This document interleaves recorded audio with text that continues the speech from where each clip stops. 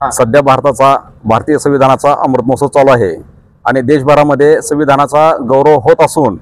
जे परभणीमध्ये जे डॉक्टर बाबासाहेब आंबेडकर यांच्या पुतळ्यासमोर जे संविधानाची प्रतिकृती आहे त्या प्रतिकृतीची एका समाजकंटकानं नासधूस केलेली आहे आणि ही बाब अतिशय निंदनीय असून समस्त भारतवासीय त्याचा विरोध निषेध करत आहे। आणि जे आज जे सध्या भारतीय संविधानाचा अमृत महोत्सव चालू आहे त्या अमृत महोत्सवी वर्षामध्ये अशा घटना घडणे म्हणजे हे देशाचंच आपलंच नाही तर संपूर्ण देशाचं खूप मोठं प्रमाणात नुकसान आहे। आम्ही त्याचा पूर्णपणे निषेध करतो